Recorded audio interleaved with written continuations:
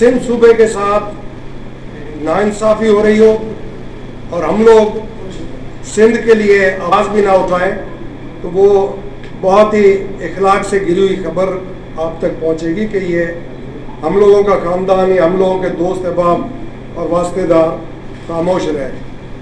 तो ये मैं गुजारिश करना चाहता हूँ कि सिंध के अंदर अगर ज़बान पे बंटवारा करना है, कराची कह के और देही इलाकों को देही इलाके सिंधी कह के, तो नामुनासिब है। मैं हकीकत ये आपको बयान करूँगा कि जो दोस्त पार्टीशन में सिंध बोलने वाले सिंध से गए थे हमारे पड़ोसी मुल्क में, आज तक उन्होंने अपने आप को मुहाजिर नहीं कहलवाया है उस मुल्क में, और ना ही अपने लिए कोई ख़ास टुकड़े को उन्होंने अपने लिए डिमांड की है।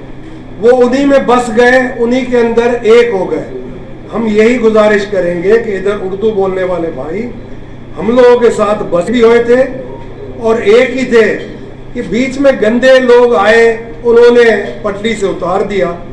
तो ये गलत है कि हम लोग उनके साथ ये सोच के बैठे कि जी आप उर्दू बोलते हैं तो हम सिंधी बोलते हैं, आप गलत है। एक बात है, लिहाजा आप ये जो अपना शौक पूरा करना चाह रहे हैं, ये आप लोगों का शौक पूरा नहीं होगा। सिंध इंशाल्लाह सिंध ही रहेगा। इसकी बाइफिकेशन का जो सोच रहा है वो भूल जाए, और ना हो ये हम लोगों की ज़िंदगी में होगा, ना ये मुस्तकबिल में होगा।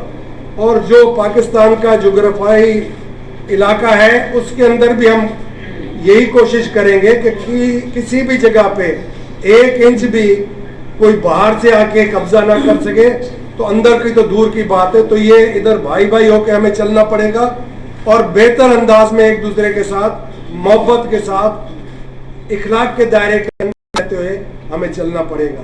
तो ये क्योंकि हमारे दोस्त काफ़ी जज्बाती भी हो गए थे मीटिंग में, तो हम ये जज्बात से नहीं होश से काम लेना चाहते हैं और समझाना चाहते हैं कि बंटवारा भूल जाओ, बंटवारा हम लोगों का नामुमकिन है।